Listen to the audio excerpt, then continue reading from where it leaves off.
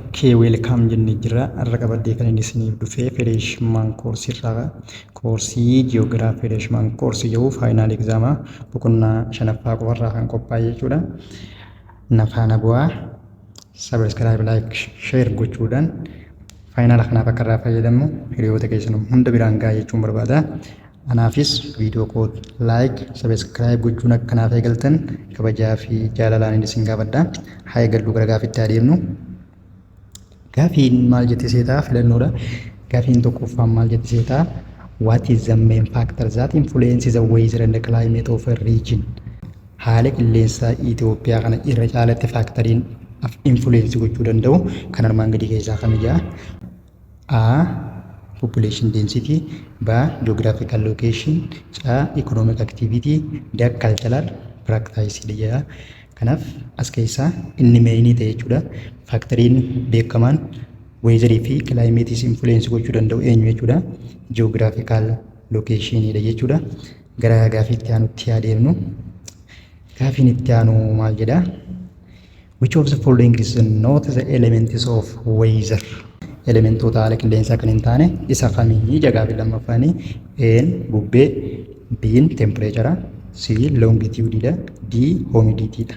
Kanaaf jarri kaan elementoota sadii maali?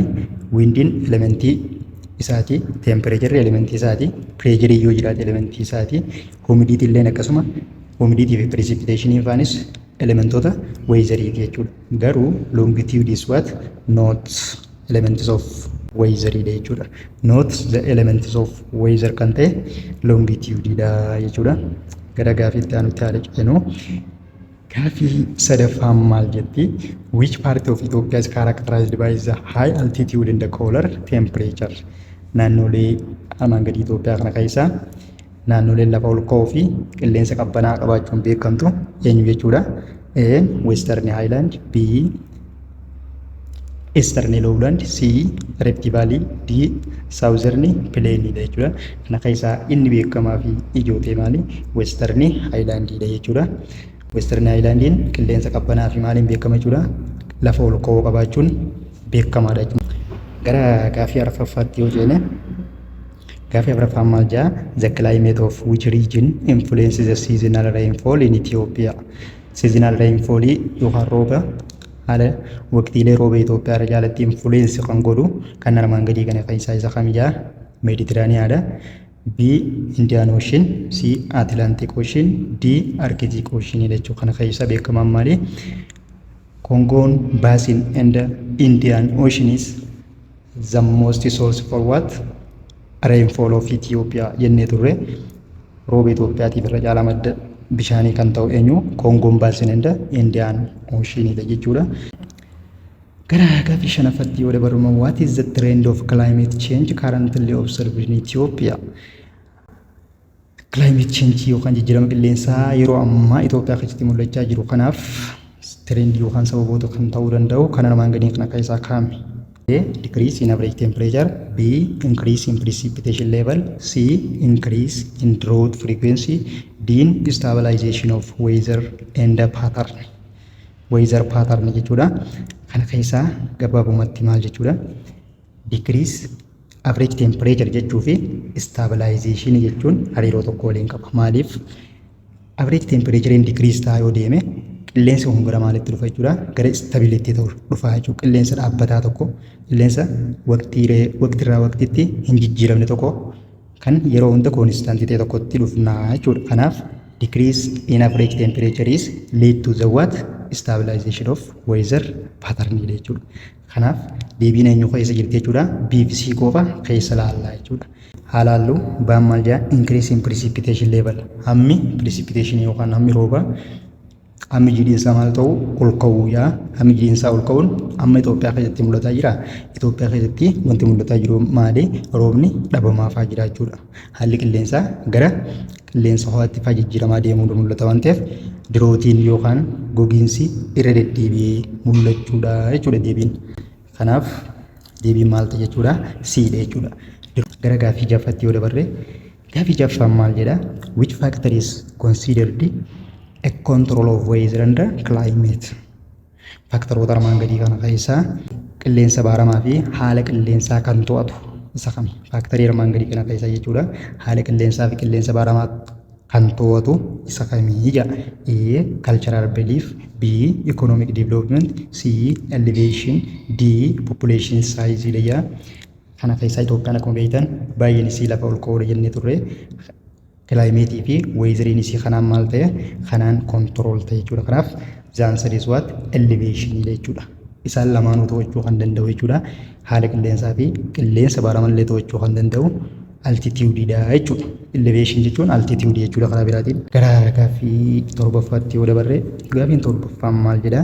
The distribution of rainfall in Ethiopia is highly influenced by haalli faffaca'insaa rooba Itoophiyaa irra caalaatti kan armaan gadii kana keessaa kamiin influenced tahaadha?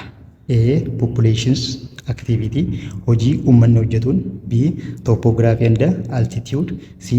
Urbanization. D. Technological advancement dha. Kana keessaa beekamaan haalli rooba Itoophiyaa faca'insa rooba Itoophiyaa kun jechuudha. Naannolee lafa ol ka'ootti rooba fooyyee ta'etu jira. Naannolee lowlaandii tan ammoo naannoleen lowlaandii tan darbee rooba kan argatu. Kun sababa maaliitiif jechuudha?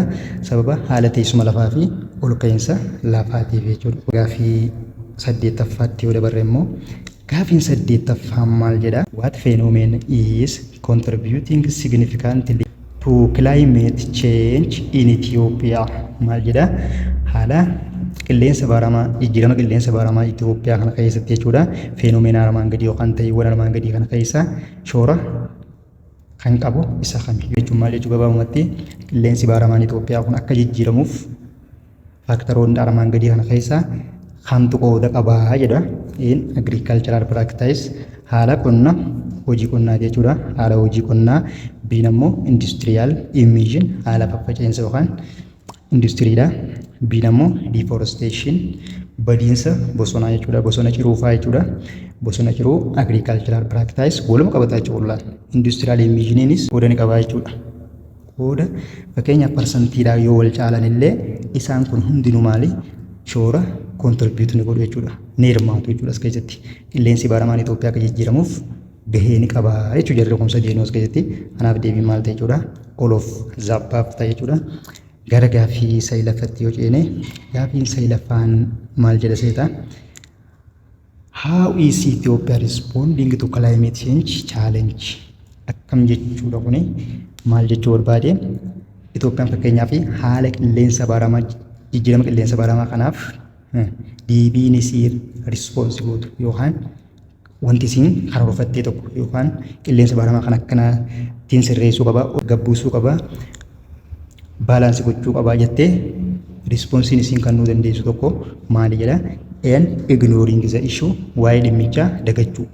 Dhimmicha jijjiirama qilleensa baaramaa maal jedhu dagachuu jechuudha. Ani baan ammoo implementing climate response mechanism istiraatiijiiwwan garaagaraa kanneen akka fakkeenyaaf bosona deebisanii dhaabuu, ishaaraa magariisa maal kan jedhan kana hawaasa fa'aa barsiisuu, uummata fa'aa fakkeenyaaf akka isaan bosona mancaafne barsiisuu istiraatiijii hedduuf jalaa qaba jechuudha. Biirra kan jiru kun jechuudha. Caan immoo maal jedha? Reducing agricultural production oomisha qonnaa gadi buusuudha hir'isuu jedha. Moving towards the urbanization maal jechuudha kuni gara magaalatti duraa godaanuu jechuudha.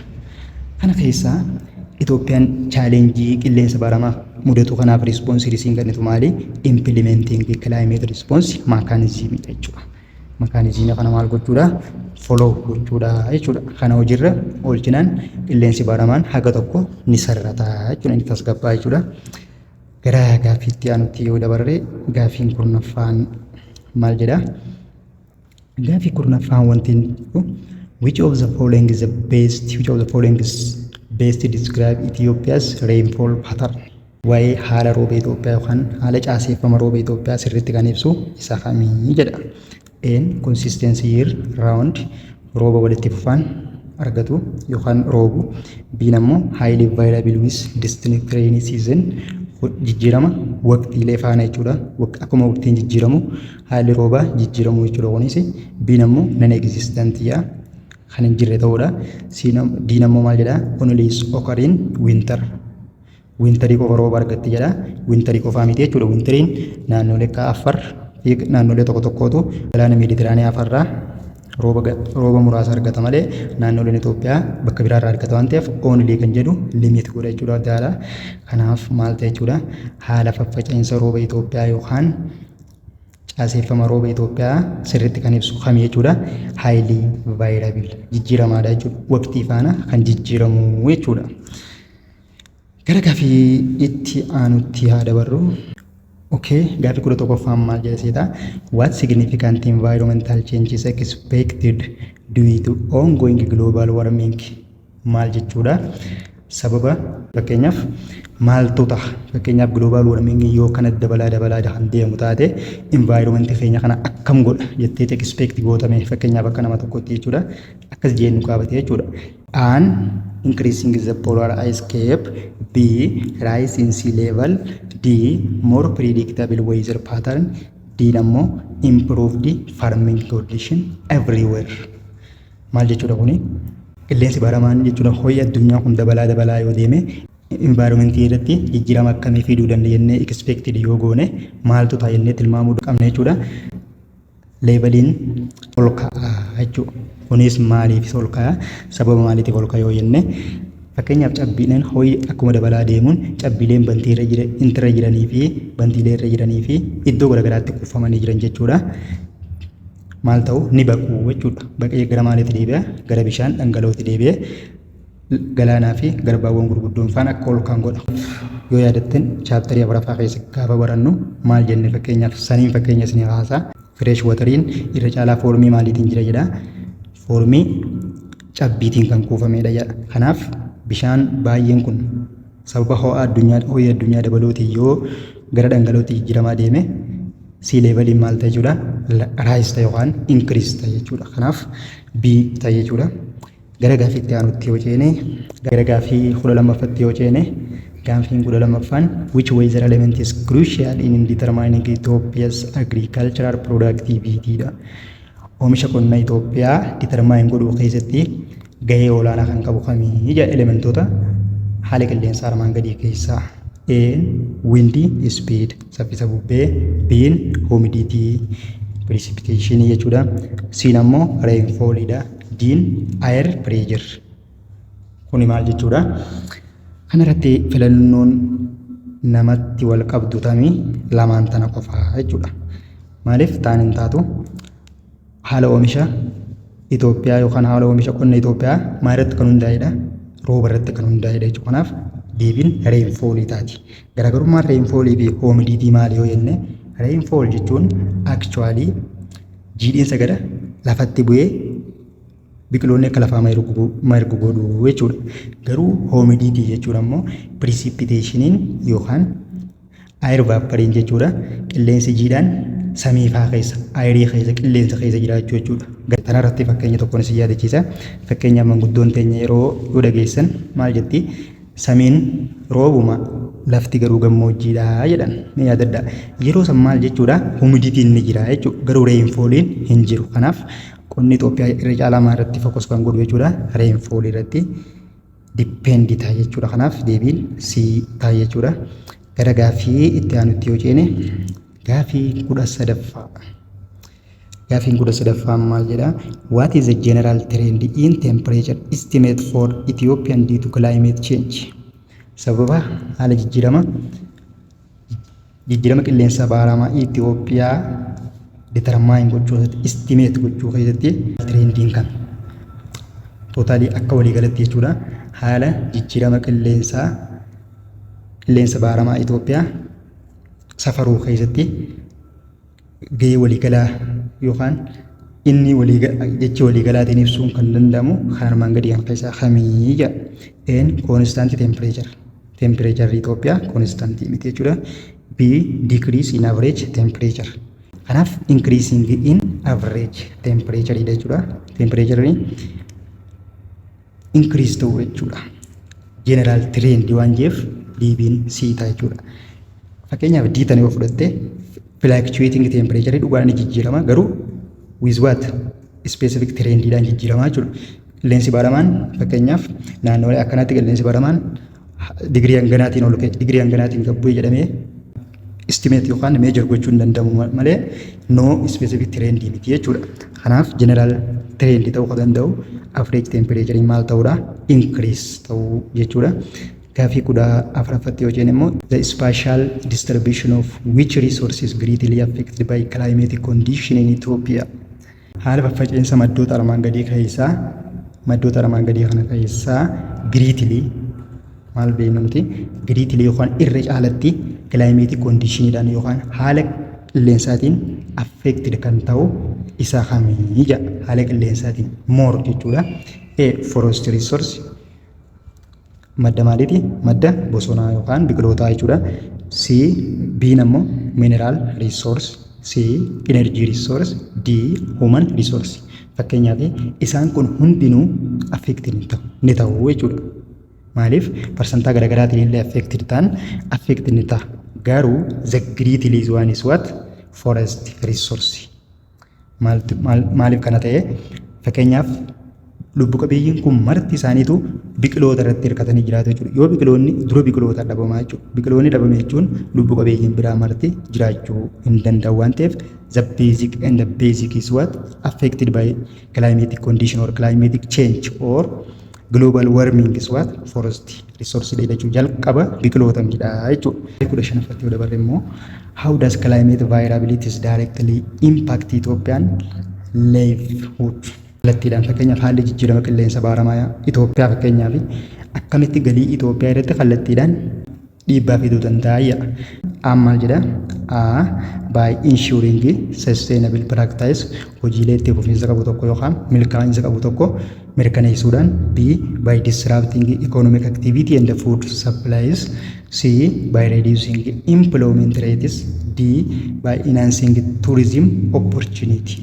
Maal ta'e jechuudha kuni disrupt gochuudha. Economic activity yookaan haala sochii dinagdee naannicha hordofu yookaan Itoophiyaan hordoftu jeequudhaan fi akkasumas haala dhiyeessii nyaataa jeequudhaan yookaan gadi buusuudhaan maal godha jechuudha kallattiin galii Itoophiyaa hir'isuu danda'a jechuudha. Gaafii 16ffatti yoo dabarre gaafii 16ffaa which climate zone experiences the highest temperature in Ethiopia? Climatic zone ni beektu. Climatic zone armaan gadii kana keessa temperature olaanaa kan qabu isa kamii jedha. Alpiniin temperature gadaanaa kan qabu the lowest yoo jee kana ta'a jechuudha. The lowest dha kuni highest waan jeef exirraa goota. Temperate zone kun fooyyeedha xiqqoo lowland dha jechuudha. Lowland zone gammoojjii jechuun kanaaf temperature olaanaan isa jira jechuudha. Naannolee lowland ta'an jira jechuudha. Mediterranean zone inumaa zoonii kana keessa safara zoonii kana keessa main ta'ee hin jiru jechuudha. Beekamaadha jedhamee Mediterranean zone kan jedhamu akkasitti koomanii akka temperate zone fi lowland kana fa'aatti hin jiru jechuudha. Gaafii 16ffaa kanarratti fakkeenyaaf osoo kana jee deebiin temperate zone ta'a jechuudha. Kanneen armaan gadii keessaa kan zoonii yookaan haala qilleensa Itoophiyaa kana irra caalatti doomineet kan godhe yoo jee temperate zoonii kana ta'a jechuudha. Garuu amma tempereechara olaanaa kan qabu zoonii kamiyyee waan ta'eef lowland dha jechuudha. Gaafii itti aanutti yoo dabarre gaafii 17ffaan gaafiin 17ffaan maal jettee what significant concern regarding climate change in Ethiopia relates to the agricultural practice? Climate change yookaan jijjiiramni qilleensa Itoophiyaa keessatti yoo dhufe fakkeenyaaf jijjiiramni qilleensa Itoophiyaa akkamitti qonna Itoophiyaa wajjin hariiroo qaba? Qonna Itoophiyaa irratti effect akkamii fideeti hariiroo waliin qaba jedhamaa jedha. Excessive rainfall rooba baay'isuudhaan. Rooba baay'isuun fakkeenyaaf agriculture maal godha? Increase godha waan ta'eef effect hin godhu. B unpredictable weather pattern. C soil fertility. D ammoo increased crop diversity. Increased crop diversity is what? Due to rainfall. Rainfall in fakkeenyaaf roobni excessive ta'e yookaan roobni baay'een yoo roobe namoonni yookaan agricultural practicing success ta'uu danda'a. Garuu agricultural practicing kun kan jeeqamuu danda'u yookaan change jijjiiramuu kan danda'u sababa maaliitiif jechuudha. Weather unpredictable fakkeenyaaf kanarratti waqtiilee rooba fakkeenyaaf rooba Itoophiyaa akkamii jechuudha. Dhaabbataa miti jechuudha. Maali bara kana yoo ji'a torbaffaa roobee bara kaan ji'a 8ffaa roobuu danda'a, 6ffaa roobuu danda'a, gara 9ffaatti siisifachuu danda'a. Kun maal ta'uu mul'isa jechuudha? Unpredictable pattern of weather ta'uudha mul'isa jechuudha. Kanaatu agricultural practice maal godha? Jeequu danda'a jechuudha. Gara gaafiitti aanutti yoo dabarre immoo gara gaafii 18ffaatti yoo dabarre gaafiin 18ffaan maal jedhaa? The frequency of drought deddeebi'ee dhufuun gogiinsaa jechuudha. The frequency of drought in Ethiopia is mainly influenced by deddeebi'ee fakkeenyaaf akka deddeebi'ee roobni dhabamu gogiinsa Itoophiyaa kana caalatti deddeebi'ee bara baraan akka mudatu kan godhe haala maaliiti? Geographical location Itoophiyaan qabduudha. Baan immoo government policyidha, imaammata mootummaati. Biin historical eventidha. Diin immoo population growthidha. Kun gabaabumatti maal ta'e jechuudha? Geographical yookaan haala teessuma lafa biyyattiitu maal godhe jechuudha? Dirootii yookaan gogiinsi deddeebi'ee akka dhufu godhe jechuudha. Gara gaaffii 19ffaatti haa ceenu. Gaafiin 19ffaan maal jedhaa? What is one primary challenge Ethiopian face in addressing climate change? Akkana jechuun Itoophiyaan climate change yookaan jijjiirama haala qilleensaa kanaaf respoonsii kennuudhaaf fakkeenyaaf address gochuudhaaf maal gochuudhaaf jechuudha? To'achuudhaaf jechuudha. Baalaansii gochuudhaaf respoonsii kana kennuudhaaf chaalenjiin Itoophiyaa mudate maali?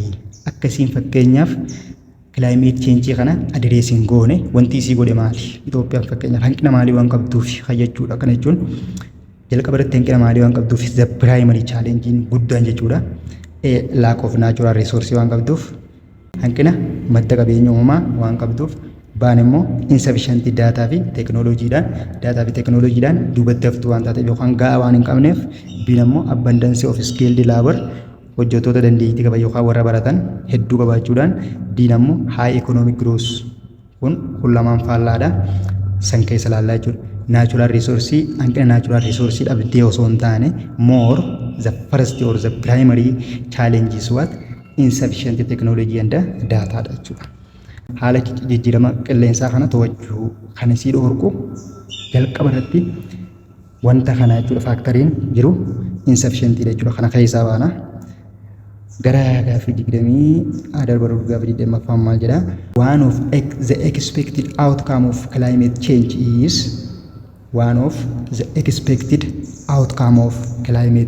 is A. Improved health condition, B. Increased biodiversity, C. Greater food insecurity, D. Enhanced infrastructural development yookaan social service jechuudha. One of the expected outcome of climate change akkana jechuun fakkeenyaaf climate change yoo itti fufe jijjiirama qilleensaa kanaan bu'aan dhufu maali? Maaltu dhufuu danda'a? Yoo qilleensi jijjiiramaan kun haalli qilleensaa kun jijjiiramaatiin deeme maaltu ta'e jennee wanni nuti expected goonu gara fuulduratti tilmaamnu predict goonu maal ta'a jechuudha. Maaltu ta'uu danda'a? Greater food insecurity dhufa, hongeetu dhufa, beelaatu dhufa, hanqina nyaataa dhabuutu dhufa, loowwan waan nyaatan dhabuu, namni waan nyaatu dhabuu fi bineensonni soorata isaanii dhabuutu dhufa jechuudha. Paartii itti aanu gaafilee hafan kafarni goona. Galatoomaa jechuun barbaada. Like godhaa, subscribe godhaa, hiriyoota keessaniif share godhaa. Faayinaala kanaaf akka irraa fayyadamtaniif yeroo gabaabaa keessanitti chaaptarii hanga chaaptarii 7tti yeroo gabaabaa keessatti isiniif hojjedhaa. Kanaan waadaa isinii galaa. Galatoomaa nagaatti nagaa waliin waan deebisuu jechuun barbaada. Thank you.